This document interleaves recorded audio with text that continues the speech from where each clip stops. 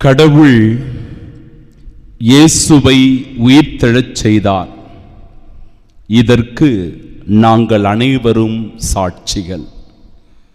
நம் ஆண்டவராகிய இயேசு கிறிஸ்துவின் அன்பும் அருளும் அமைதியும் உயிர்ப்பின் மகிழ்ச்சியும் உங்கள் அனைவரோடும் என்றும் இருப்பதாக. அன்புள்ளம் கொண்ட சகோதர சகோதரிகளே, இயேசுவினுடைய சீடர்கள் யூத மக்களுக்கு அறிவுரைகளை தருகிறார்கள். கடவுள் இந்த உலகத்தை எவ்வளவு அன்பு செய்தார், எந்த அளவிற்கு நேசித்தார் என்றால், தன் ஒரே பேரான மகனையே சிலுவையில் ஒப்பு கொடுப்பதன் வழியாக, சிலுவையில் அவர் இரத்தம் சிந்தி மரிப்பதன் வழியாக இந்த மானிட குலத்தின் மீது அவர் அவ்வளவு பிரியமும் நேசமும் அன்பும் கொண்டிருந்தார். ஆம், சிலுவையில் நமக்காக கையளிக்கப்பட்டவர்தான் ஆண்டவர் இயேசு கிறிஸ்து. இரத்தம் சிந்தி நமக்காக உயிரை கொடுத்தவர்தான் நம் ஆண்டவர் இயேசு கிறிஸ்து. இதைத்தான் இந்த புனித வாரம் முழுவதும் நாம் ஆழமாய் தியானித்தோம், சிந்தித்தோம். ஆனால் இந்த உண்மையை உணரவில்லை யூத மக்கள். யாருக்காக மிக மிக முக்கியமாக வந்தாரோ, யாரை தேடி வந்தாரோ, யாருடைய வாழ்வில் அதிகமான ஈடுபாடு கொண்டிருந்தாரோ, யார் மத்தியில் ஆண்டவர் இயேசு கிறிஸ்து நற்செய்தி பணி ஆற்றினாரோ, அந்த மக்களே இயேசுவை ஏற்றுக்கொள்ளவில்லை, நிராகரித்தார்கள், புறக்கணித்தார்கள், அவருக்கு சிலுவை மரணத்தை கொடுத்தார்கள். இந்த உண்மையை திருத்தமாக எடுத்து சொல்லுகிறார்கள் இயேசுவினுடைய சீடர்கள்.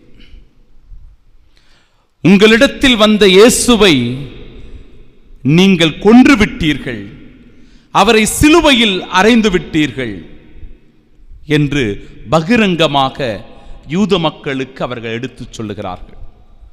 அது மட்டுமல்லாமல் கல்லறையினுடைய முக்கியத்துவத்தை, மேன்மையை எடுத்து சொல்லி உயிர்ப்பின் நம்பிக்கையை இந்த சீடர்கள் யூத மக்களுக்கு சுட்டி காட்டுகிறார். அதுதான் இன்றைய நாளினுடைய மிக மிக முக்கியமான ஒரு சிந்தனை. தாவீதை அவர்கள் முன்னுதாரணமாக காட்டி, தாவீதுக்கு என்ன நடந்தது, நம்முடைய குல வழக்கத்தின்படி, நம்பிக்கையின்படி தாவீதின் மீது நாம் எத்தகைய நம்பிக்கை வைத்திருக்கிறோம் என்பதை சீடர்கள் யூத மக்களுக்கு எடுத்துச் சொல்லுகிறார்கள். தாவீது அவரை குறித்து கூறியது, நான் ஆண்டவரை எப்பொழுதும் என் கண்முன் வைத்துள்ளேன், அவர் என் வலப்பக்கம் உள்ளார், எனவே நான் அசைவுறேன். தாவீது கடவுளின் மீது எவ்வளவு நம்பிக்கை வைத்திருக்கிறார், அவர் மீது அவர் பேரன்பு கொண்டவராக இருக்கிறார், கடவுளை எப்படி தன் கண்முன்பாக வைத்திருக்கிறார் என்பதை இறை வார்த்தைகள் எடுத்துச் சொல்லுகிறது. எனவே நான் அசைவுறேன், இதனால் என் இதயம் பேருவகை கொள்ளுகின்றது, என் நா மகிழ்ச்சியால் நிறைந்துள்ளது, என் உடலும் எதிர்பார்ப்பில் நிலைத்திருக்கும். இந்த வார்த்தையை பாருங்களேன், என் உடலும் எதிர்பார்ப்பில் நிலைத்திருக்கும். அப்படின்னா என் உடல் எந்த எதிர்பார்ப்பில் நிலைத்திருக்கிறது என்றால் உயிர்ப்பு என்கிற எதிர்பார்ப்பில் நிலைத்திருக்கிறது. ஏனென்றால் என்னை பாதாளத்திடம் ஒப்புவிக்க மாட்டீர். இந்த மண்ணுலகத்தோடு என் வாழ்க்கை முடிவதல்ல, மண்ணோடு மண்ணாக என் உடல் அழிந்து போவதில்லை, மக்கி போவதில்லை. அந்த வார்த்தையை தான் நாம் பார்க்கிறோம்.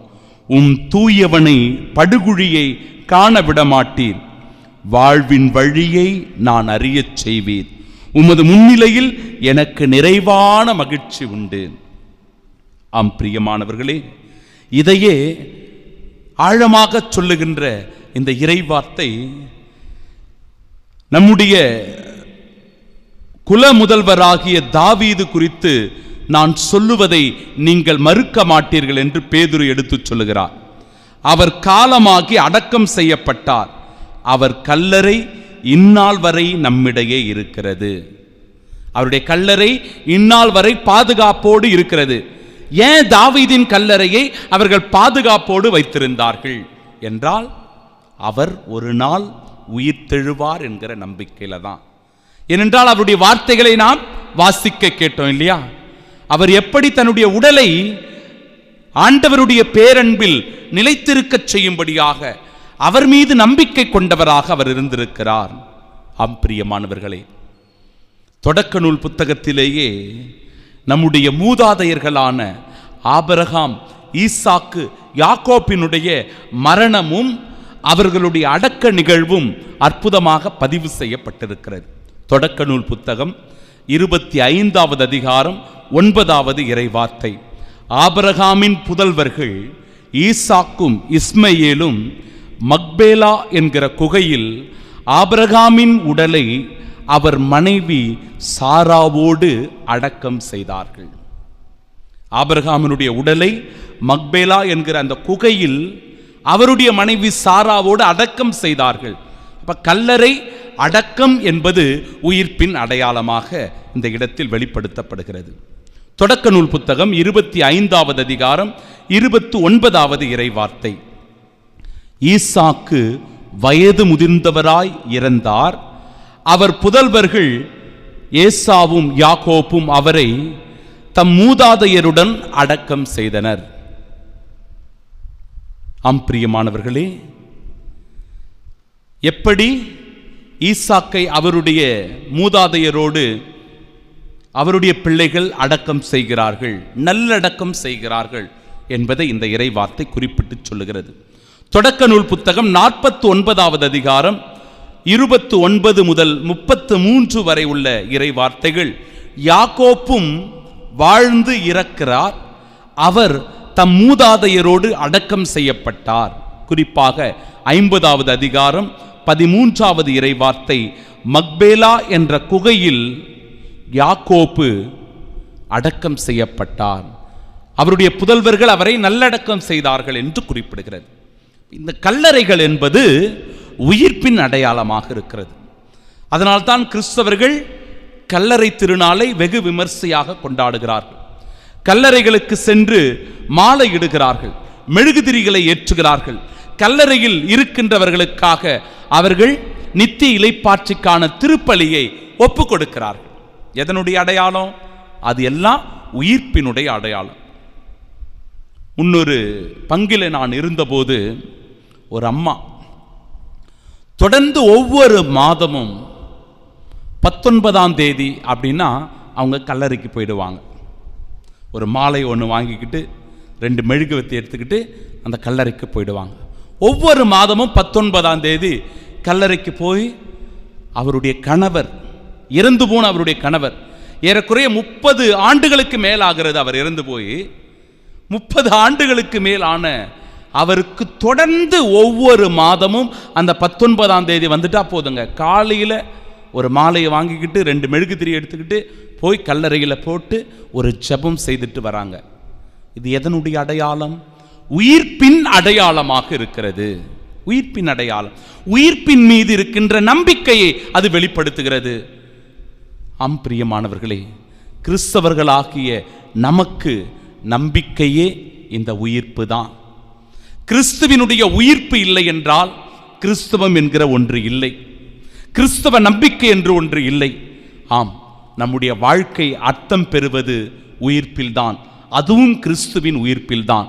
நமக்கெல்லாம் அவர் ஒரு முன்மாதிரியாக இருக்கின்றார்.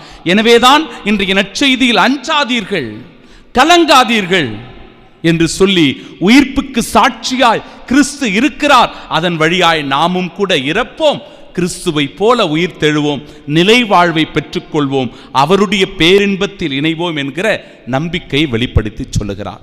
இந்த உண்மையை உணர்ந்து கொண்டால் உயிர்ப்பின் மீது நம்பிக்கை கொண்டவர்களாய், இயேசு கிறிஸ்துவின் உயிர்ப்புக்கு சாட்சிகளாய் நாமும் வாழ்வோம். நம்முடைய குடும்பத்தில் மரித்த ஒவ்வொருவருடைய கல்லறைகளும் உயிர்ப்புக்கான சாட்சிகளாய் இருக்கின்றன என்பதில் நாம் ஒவ்வொருவரும் முழுமையான ஆழமான நம்பிக்கை கொண்டவர்களாய் கிறிஸ்தவத்தின் மீதும் கிறிஸ்தவ வாழ்வின் மீதும் நம்பிக்கை கொண்டு பயணிப்போம். கிறிஸ்து உயிர்த்தார், நாமும் உயிர்ப்போம். ஆமீன்.